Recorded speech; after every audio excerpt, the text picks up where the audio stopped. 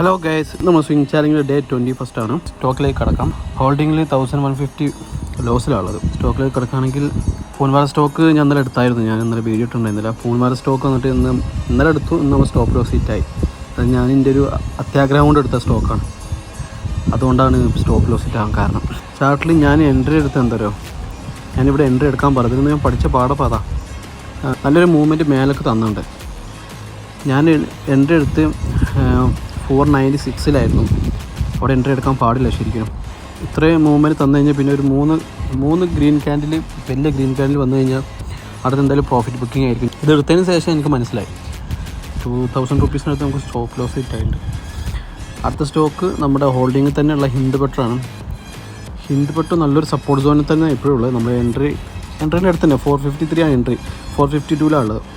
അപ്പോൾ ഇത്രയേ ഉള്ളൂ ഇതിനെക്കുറിച്ച് പറയാനുള്ളത്. അപ്പോൾ see you next video guys.